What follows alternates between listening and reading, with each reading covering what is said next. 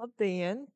Tātad jums tiks dots vārds 20 minūtes. Jūs varēsiet mums pastāstīt, varbūt kādas problēmas jūs redzat jauniešu vidū tieši Ventspilī, kā tās varētu risināt, iepazīstiniet ar sevi, iepazīstiniet nedaudz par programmu vairāk, tieši ko jūs jauniešiem piedāvājat. Un vārds ir jūsu. Labdien! Mans vārds ir Viktors Kinne, pārstāvu politisko apvienību Jaunlatvieši, kura ir izveidojusi savienību ar suverēno varu. Tas ir reāls, labs pasākums, lai izdarītu reālu konkurenci pastāvošai varai un iespējams iegūt vietas vietējās pašvaldībās. Esmu atnācis pie jums šodien, lai neanalizētu mūsu programmas un lielītos. Mēs atnācām tāpēc, lai parunātos ar jums. Un mans temats sākumam varētu likties ļoti nepatīkams. Vakardien internetā izskanēja vienu sacensību ieraksts, kur sacentās mazi zēni, 8, 10 gadu vecumā. Sacentās cīņu sporta veidā. Konkrēti uzskatāmī bija latviešu puika un krievu puika. Latviešu puikam nācās zaudēt cīņu, un puikam sāka līt asaras. Un tajā brīdī māte no skatītājiem sauca: sadod viņam, viņš ir krievs. Un mani ļoti sāpināja tas sauklis. Jo ņemot vērā to, ka man ir augstākā pedagoģiskā izglītība padomju laika, man ir mācīta, es esmu mācījies par sabiedrības uzbūvēm un sabiedrības formām attīstības. Un es zinu, ko nozīmē fašisms. Un zinu viņa pazīmes 7. Un, lai man cik tas būtu sāpīgi to teikt, es atgādinu, ka mums pašlaik trūkst tikai 2 pazīmes, lai varētu mūsu sabiedrisko iekārtu nosaukt par fašistisku. Pašlaik es viņu dēvēju par liberālu fašistisku, jo pie varas atrodas liberāļi politiķi. Tas bija mans ievads. Tagad es turpināšu un gribu mazliet pieskarties tam, kas mēs esam. Redziet, vēsture mūs zina kā baltus. Uzreiz jums varu pastāstīt. Bija 16 ciltis baltu, no kurām ir palikušas 3, no augstākais 4. 3 no tām ir Latvijas teritorijā. Tie ir latgaļi, zemgaļi, kur zemnieki ir ļoti maz. Varētu teikt, ka apvienība ar zemgaļiem. Un lietuvieši, kas apvieno sevi augstaičus, zemaičus. Rūši ir izkauti vēstures gaitā, un apkārt esošās lielās baltu ciltis kā Jātvingi un citas ir akumulētas, un tās ir izzudušas. Akumulējuši viņas ir poļi un baltkrievi. Un tagad par dziļo vēsturi. Mēs kā baltā civilizācija, es atzīmēju, ka es neesmu rasists, bet mēs kā baltā civilizācija kopā ar visu balto rasi pēc ledus laikmeta, kurš beidzās aptuveni 12-14 tūkstoši gadu atpakaļ, ledum atvirzoties, nācām no kalnu rajoniem, Tjanšanas, Tibeta, kur paslēpušies bija ledus laikmetā. Nācām lēnām par visām stepēm aiz Urāliem, un tā nonācām līdz Eiropai. Jo pamatā baltā rasa ir eiropieši, Austrum Eiropa. Un tā arī mēs nokļuvām līdz savām teritorijām, arī balti. Un uz šodieni mūsu valsti veido mūsu valstī dzīvojošās tautas.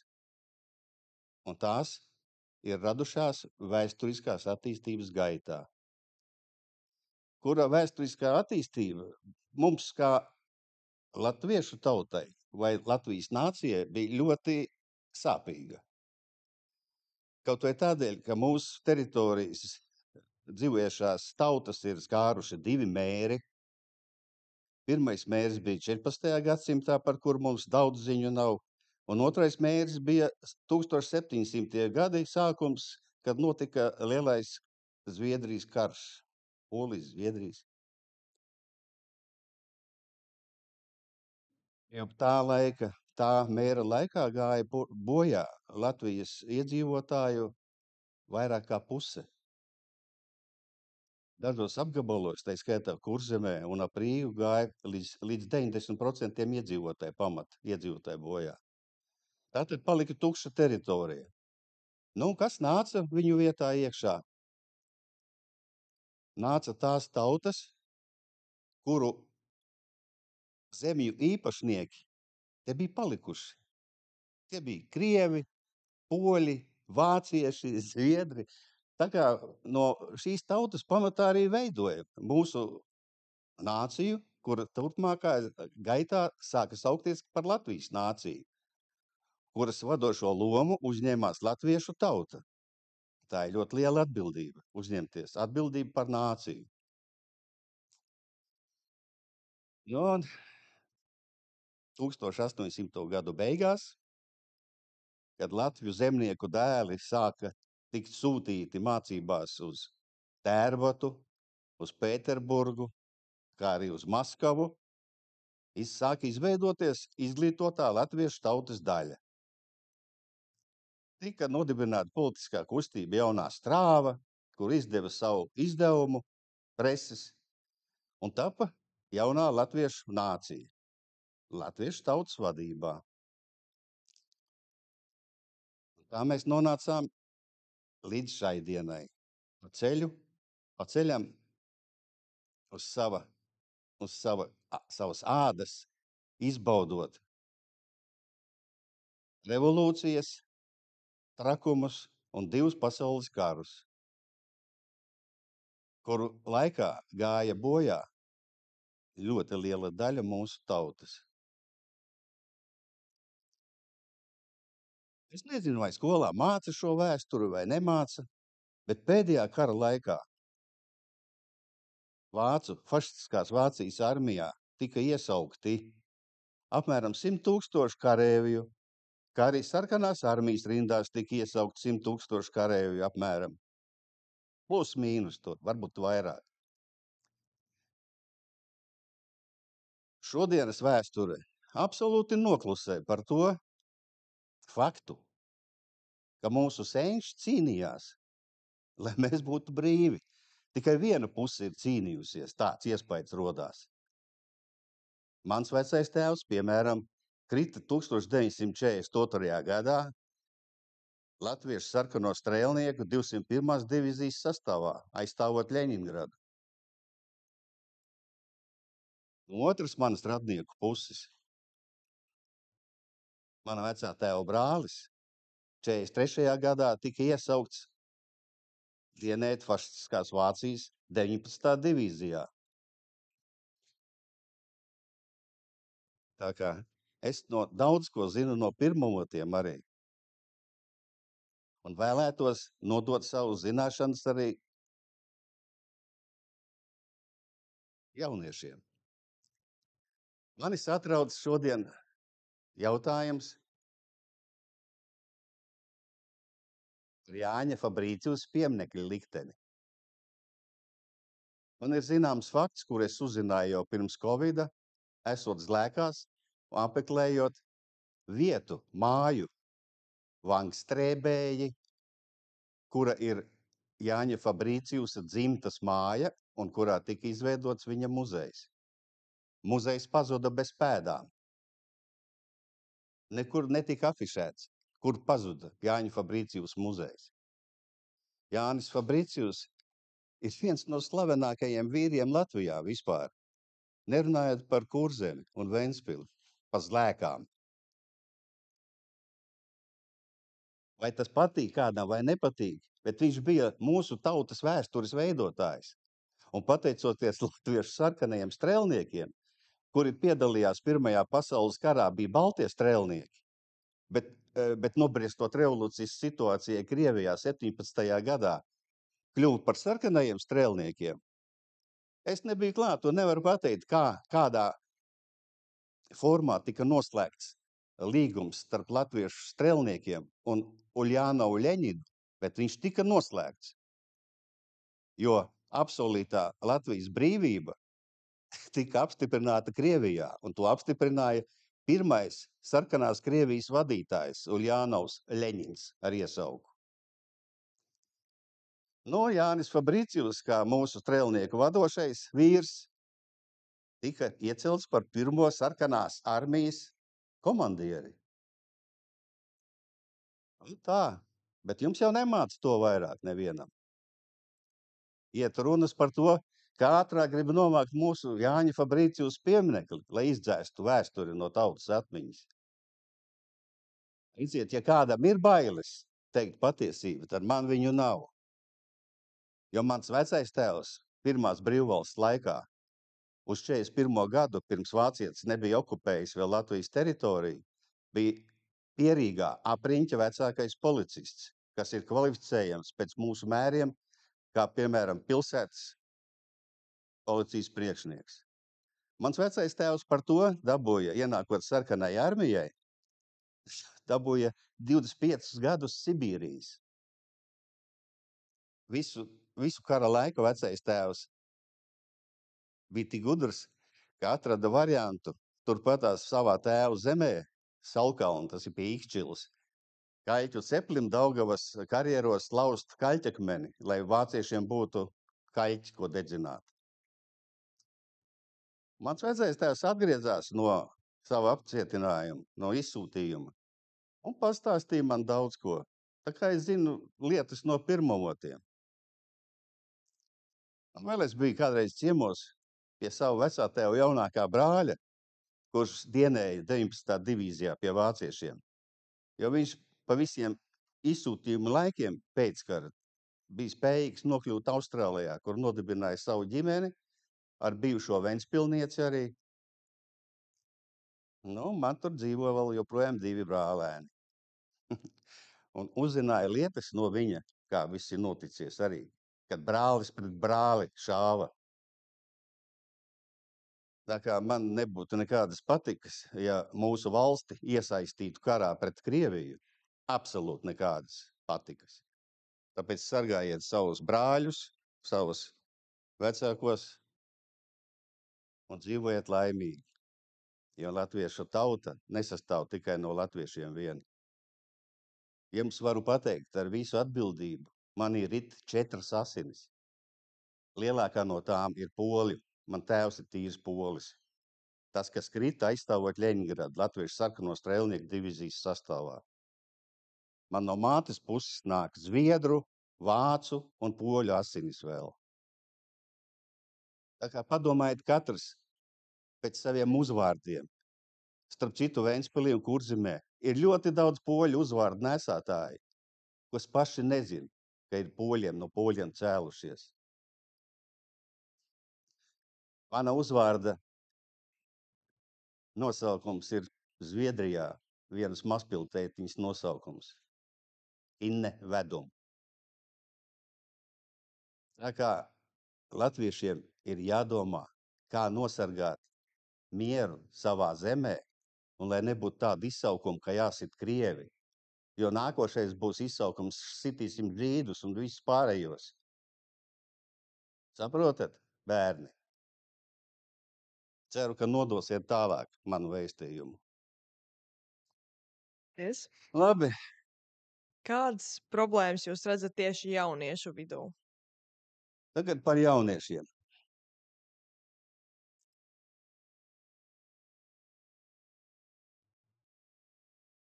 Dzīvoju Ventspilī no 2000. gada. Līdz tam dzīvoju Ugālē. Pirms tam tā sanāca, ka esmu vispār neesmu kurzemnieks.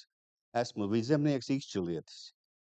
Bet dzīve sanāca tā, ka nokļuvu Kurzemē. Nu, jau esmu kļuvis par kurzemnieku, jo aizbraucot kaut kur ārpus Kurzemes, man saka, ka tas ventišs atbraucis. Ja? Jā. Nu, tad ziniet, ka esmu izbraukājis Latviju krustu šķērsu, ja? Un ne tikai Latviju.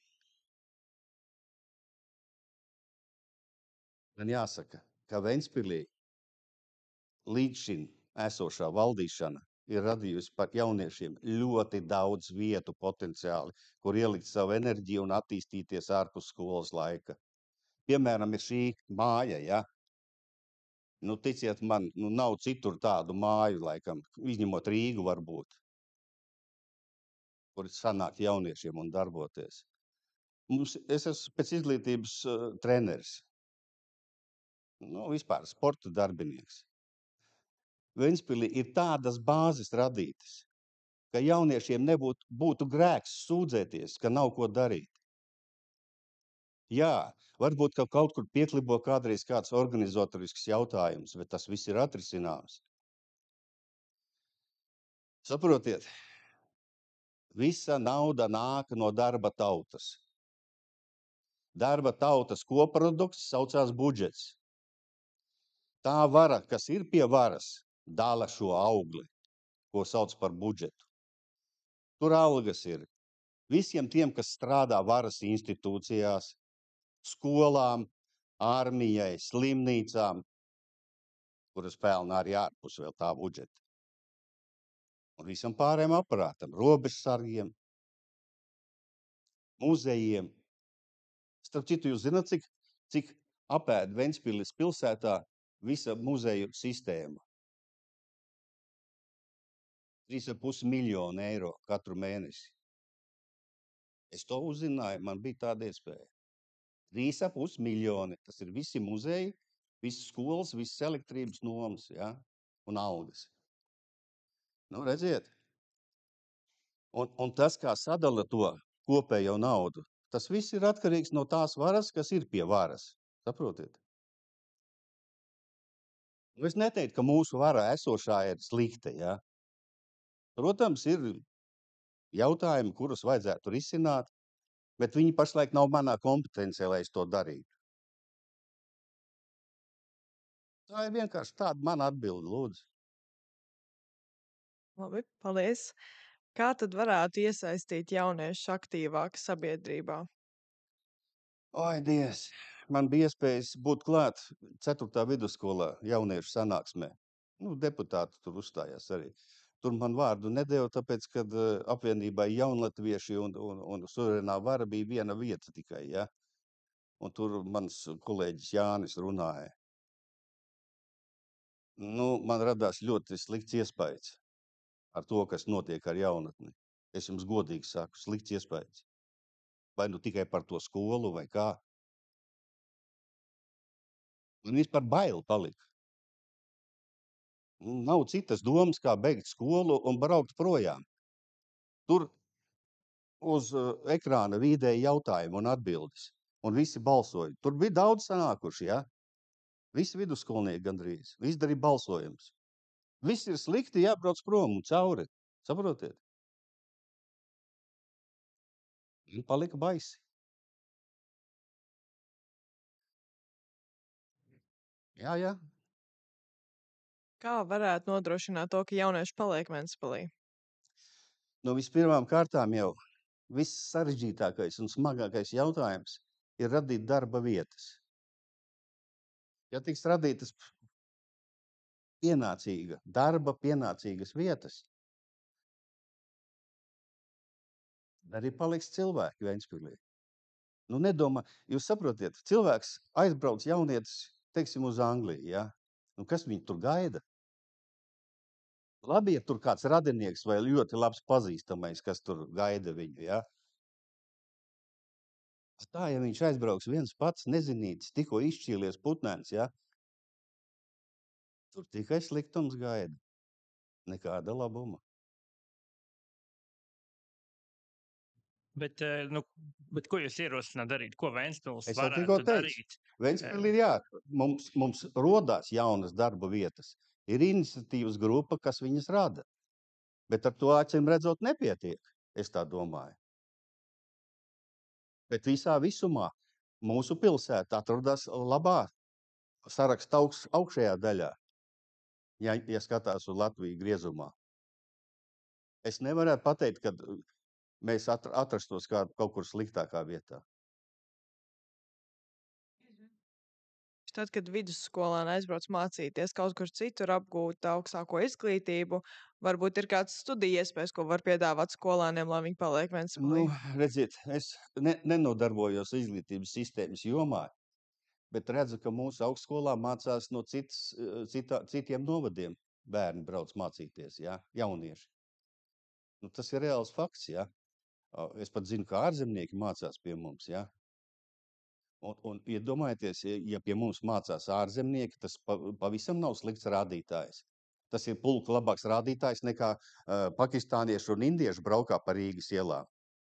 Un jandāliņus tur taisa pa svētkiem. Ne? Nav tas brīdis ilgi jāgaida vairāk, kad tiem indiešiem un pakistāniešiem sabrauks vēl viņu otrās pusītes, ja? Un vēl sabrauks radinieki. Un tad jūs sapratīsiet, ko nozīmē, kad sabrauc visādi šitie te ārzemnieki, kas nav mūsu mentalitātes cilvēki. Tie nav ne zviedri, ne krievi, ne poļi. Mēs te esam te visi ap Baltijas jūru. Mēs esam ap ezeru visi tautas te. Mums pat mūsu raksti ir vienādi. Tautas raksti, saprotiet? Viņi nāk no citas pasaules, viņiem ir cita domāšana. Saprotiet, bērni, viņi nav mēs. Kaut viņi ir cilvēki tādi paši kā mēs, ja? Bet viņi neiedarās mūsu te sabiedrībā. Redziet, mums sabiedrība, es uzskatu, ir iegājusi kaut kādā slimībā vispār. Aizmirstības slimībā. Aizmirst, no kurienes mēs esam nākuši. To nedrīkst darīt. Cilvēkiem, kuri nezin savas saknes, nav nākotnes. Reāli nav nākotnes. Jūsu programmā ir minēts to, ka jūs plānojat atjaunot dzelzceļa satiksmi no Ventspils uz Rīgu. Kā jūs to izdarīt? Redziet, satiksme jau pastāv tad, ja ir infrastruktūra. Ja? Sliedes pagaidām ir. Piemēram, es necīnos par tās satiksmes atjaunošanu. Vienā partijā nav jābūt visiem vienādiem uzskatiem. Te jau mēs esam lēlis. Es, piemēram, gaidu to un ceru piedzīvot to posmu, kad mēs kā civilizācija atteiksimies no naftas produktu izmantošanas. Jo naftas produktus var izmantot daudz citās jomās, ne tikai dedzinot viņus iekšdedzes motoros. Es gribu uzdot jautājumu pasaules bagātajiem turētājiem, kas Ameriku tur, piemēram, ja? Kur palika Nikolā Teslas izgudrojumi? Tesla ieguva enerģiju no ētera. Kur pazuda viņa izgudrojumi? Kur mēs varētu pēc tam pielietot šo naftu? Mums ir ostas, kur mēs... Japāņi jau no 1968. gada no naftas spēja izgatavot gaļu un desēdu jau tad. Saprotiet? No naftas produktiem es, piemēram, zinu, ka Ventspils amoniaks laida cauri savai bāzei naftas produktu, naftas pārstrādes gala produktu, akrila nitrilskābi. Tā ir ļoti bīstama inde, sadedzina plaušas momentā, ja ieelpo. Bet pievienojot viņai vienu komponenti, veidojās pārtiks plēve vissmalkākā, kur mēs tinām iekšā pārtiku. Mums programmā tika arī minēts to, ka jaunajām ģimenēm jūs dotu pabalstu palielināt līdz 2500 eiro. Kā šis varētu veicināt to, ka jaunās ģimenes paliek Ventspilī? Tas ir ļoti smags jautājums runāt par jaunajām ģimenēm. Jo, cik es redzu statistikas datus ar dzimstību Latvijā, tad mirstība 3 reizes pārsniedz dzimstību. Es nevaru saprast, vai tā politiskā apvienība, kas sevi dēvē par jauno vienotību, nevar saprast, viņi strādā iznīcības labā vai tautas labā. Tāpēc es esmu jaunatviešos, saprotiet? Jo kādreiz jaunatvieši, tad, kad viņi dibinājās, jaunā strāva viņi saucās, 1880, 890. gads, kad nolāpītais Krievu cars atļāva latviešu zemnieku dēliem braukt mācīties augstskolās uz Tērbatu un Pēterburgu.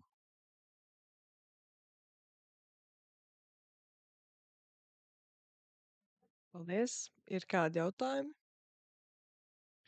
Jā, es gribēju pajautāt, jums ir tāds ambiciozs ļoti plāns programmā rakstīts, ka jūs gribētu lidostu attīstīt un termināļus būvēt apkārt un veselu viesnīcas un tā tālāk. Tas būtu kaut kas, kas pašvaldībai jādara, vai tas būtu uzņēmējiem jādara? Kā jūs to redzat? Protams, mūsu pašvaldība nav spējīga uzbūvēt tādu pasākumu. Te visnotaļ ir piesaistāms privātais kapitāls, kuram būtu interese attīstīt tādu pasākumu kā lidostu Ventspilī. Ventspilī lidost, lūdzu, darbojās, apmāca jaunos pilotus, notiek vēl šādi tādi pasākumi, jā. Es domāju, ka tas jautājums ir tikpat aktuāls kā Liepājai, tā arī Ventspilī, jā. Bet ņemot vērā, kad Liepāja ir vismaz 3 reizes lielāka iedzīvotāju skaitā par Ventspili, ja, tad var gaidīt, ka kāds piesaistīs līdzekļus Liepājā, nevis Ventspilī. Tā kā mums paliks tikai jauno pilotu apmācības bāzi, varbūt kāds reiss vietējās nozīmes. Cerams, ka mūsu lidostu neizmantos militārām vajadzībām. Ļoti ceru. Jums arī minēts ir par to, ka ostu vajadzētu atkal stiprināt, un nav noslēpums, ka līdz šim tā osta lielā mērā ir bāzējusies uz kravām, kas nāk no austrumiem, no Krievijas. Šobrīd tas periods ir tāds, kur šis kaimiņš Krievija uzbrūk neatkarīgai valstī Ukrainai. Tad, kā jūs redzat, vai tas ir atkal atgriešanās pie šīm Krievijas kravām, vai jūs redzat kaut kādus citus avotus, no kuriem nāk šīs kravas, ko tad Ventspils ostā kraut? Jā, jūs gribat, lai es pieskaros jautājumam Krievija-Ukraina. Redziet, te ir tāds jautājums, ko es esmu dzirdējis, ko uzdod viens otram. Vai ironizējot, vai kā, bet tāds jautājums, kam pieder Krima? Un tad es izlasu, kam pieder Abreni? Jūs zināt, kam pieder Abreni? Kas viņu atdeva Krievijai? Pirmā prezidente. Un tā lūk atbildi ir, kam pieder Krima? Krievijai pieder. Ar visām likumiskām tiesībām pēc referenduma. Un tā tie 3 apgabali pašlaik, kuri vēl notiek kara darbība, tā arī ir uz referendumu bāzes jau pieder Krievijai. Es taču pats klausījos Mr. Trumpu, ja? Skaidru un gaišu jau pateica. Un kas var nepiekrist?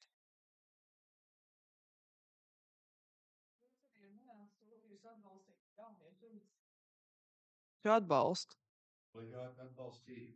Vispirms jau uz analīzes pamata, uz liederīguma pamata, jo jānāk pie kopsaucēja, lai izdarītu kādu atbalstu, jānāk pie kopsaucēja. Pareizi? Tas viss jāskatās kopumā ir. Jo jaunieši ir katras sabiedrības nākamais pamats. Un jaunieši institīvas ir jāatbalsta.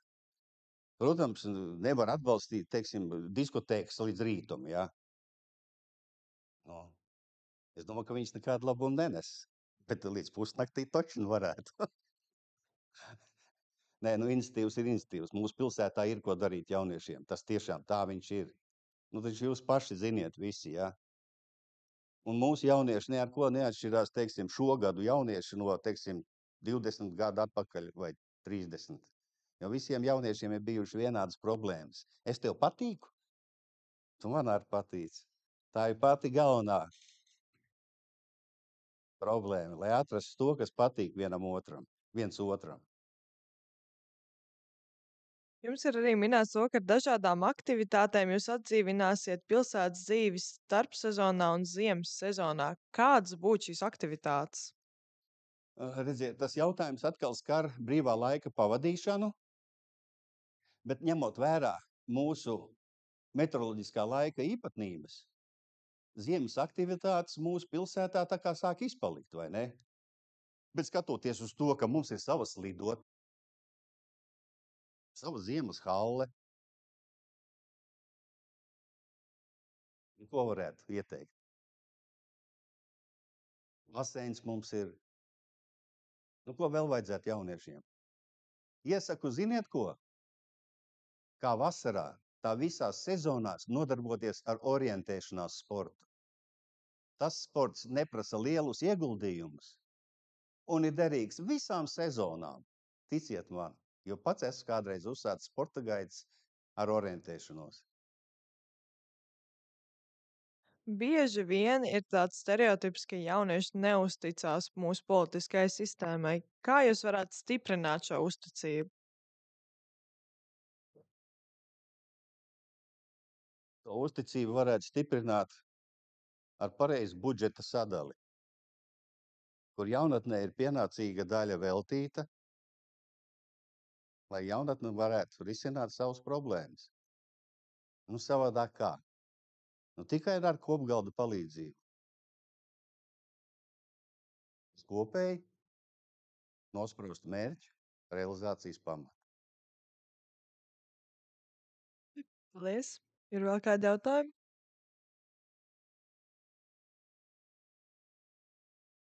Jā, jūs minat programmā arī to, ka jūs gribētu BK Ventspils noteikti kā tādu lokāla simbola statusu un ko tas sevi ietvertu. Es nezinu, kaut kādu budžetu lielāku, es nezinu, pienākumu skolām, visus skolēnus sūtīt uz spēlēm. Un kāpēc tieši BK Ventspils ļoti tāds saudabīgs un interesants piedāvājums? Redziet, valsts mērogā basketbola klubs Ventspils jau ir viens no redzamākajiem sporta veidiem basketbols. Nu, protams, ka būtu jāvērš turpmāk attīstīt basketbolu Ventspilī. Nu, nenoliedzami jāattīst ir vieglatlētika, eldēšana. Jāskatās uz to, kas jau mums ir. Un tas arī jāattīst tie virzieni sportā. Jo, saprotiet, gribēt mēs varam daudz ko, bet jāskatās uz reālām iespējām. Mēs taču nespēlēsim beisbolu, vai ne? Vai amerikāņu futbolu. Varbūt kādreiz pēc 100 gadiem, bet ne tagad.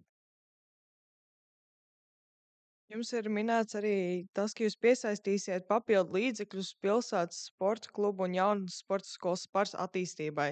No kā jūs piesaistīsiet šos līdzekļus? Līdzekļus vienmēr sporta skolas Spars atrodas Ventspils pilsētas budžeta līdzekļu ietvaros. Nu, piesaistīt līdzekļus. No entuziastiem varētu piesaistīt.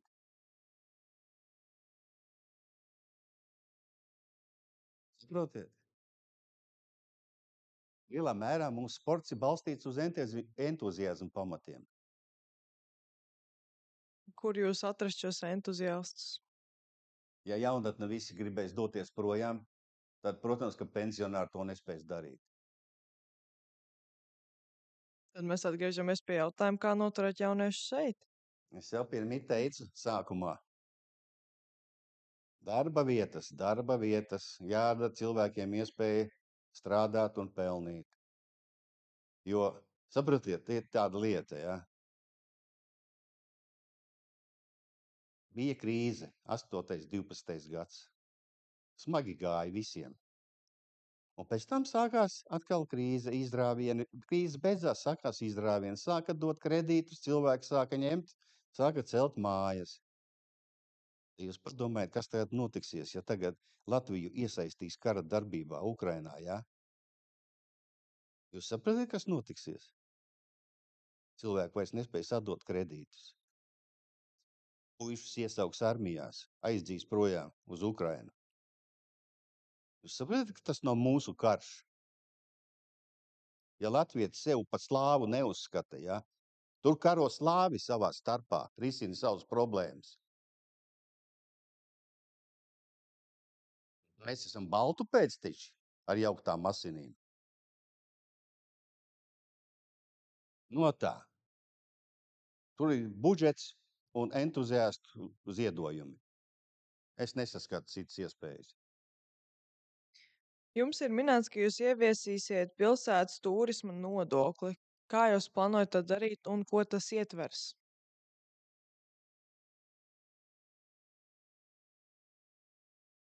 Man ir bail atbildēt uz šo jautājumu.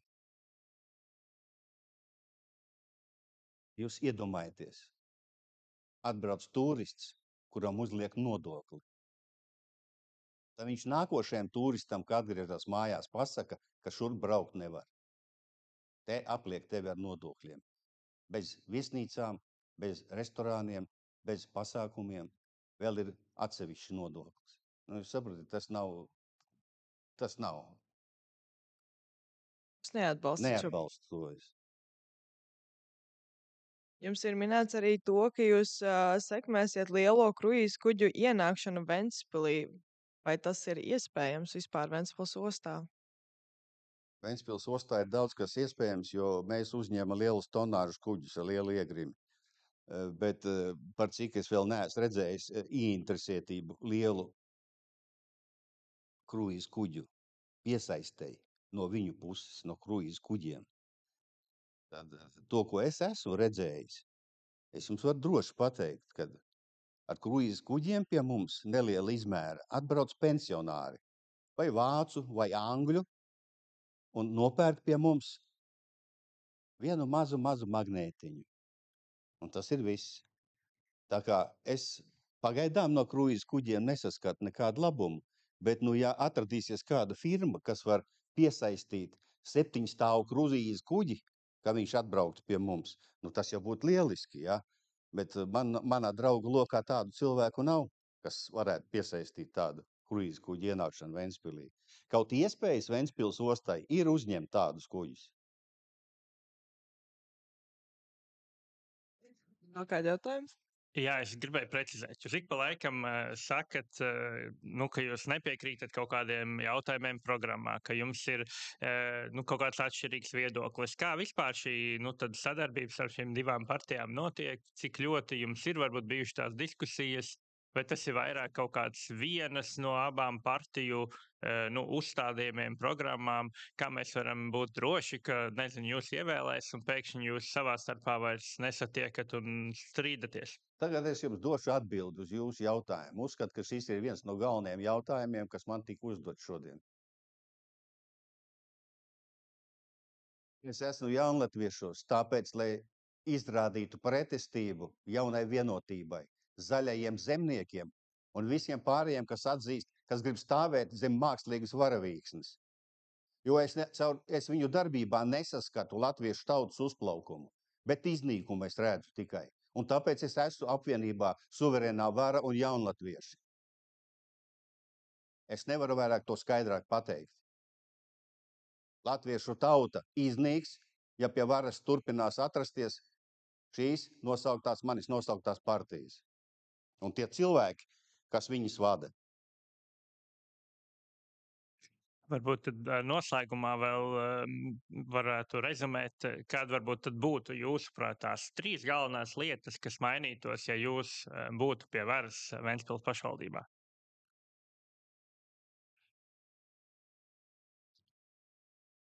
Pirmkārt,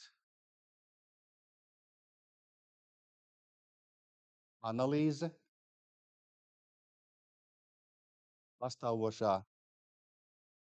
pastāvošo darbu izdarīto, budžeta līdzekļu izlietojuma analīze un analīze par piesaisti kā jūs teicāt, lai varētu piesaistīt kruīza kuģi kādu. Nu, turismu attīstīt. Jo mēs atrodamies labvēlīgā vietā turismu attīstībai, ja. Pie mums brauc, es esmu saistīts ar to tēmu, ja. Mēs ļoti priecājamies, ka pie mums brauca daudz vāciešu. Tad zviedri pie mums iepeldēja. Lietuvieši, tie bija mūsu galvenie turisti lietuvieši, ja. Brāļu tauta. Tad sāka pēdējos gados igauņi braukt pie mums arī. Pagājušajā gadā es novēroju strauju turismu kritumu Ventspilī. Turismu pieplūdi ļoti samazinājās. Protams, ne man pašlaik tur risināt tos jautājumus, es varu tikai kaut kur piepalīdzēt, bet tas ir sāpīgs jautājums Ventspilī. Tas būtu jārisina, turismu piesaiste. Jāizdara reklāmas darbi Lietuvā kaut vai turpat Polijā, jāizdara reklāmas darbi. Jāstrādā ar kaimiņiem. Citu iespēju nav, saprotiet, nav citu iespēju. Es, piemēram, kā ventspilnieks, ja, es 2 reizes gadā apmeklēju Poliju un Lietuvu. Igaunija retāk tur, teiksim, reizi 3-4 gados. Bet, aizbraucot uz Lietuvu un Poliju, tu vari saskatīt savu vietu, kur tu atrodies starp Baltijas valstīm. Saprotiet? Jo ar acīm var redzēt Lietuvas un Polijas attīstību, kā viņi aizgājuši uz priekšu ir. Rūgtums metās, kad jābrauc atpakaļ, kad tev atkal jābrauc ir nevis 140, ja, bet 90 km/h. Un kā par 35 gadiem mēs esam tikai kaut ko atjaunojuši, bet neuzcēluši nevienu autobāni. Rūgtums pārņem. Jo autoceļi ir katras valsts asinsrite. Saprotiet? Pa autoceļiem un dzelzceļi notiek viss bizness. Tikai austeres ved ar lidmašīnām. Es minēšu, ka vairāk jautājumu nav. Lielas paldies, ka jūs ieradāties. Paldies par šo diskusiju un uz tikšanos vēlēšanās. Pateicos, un ja jums kaut kas iekrita no manis teiktā, tad man ir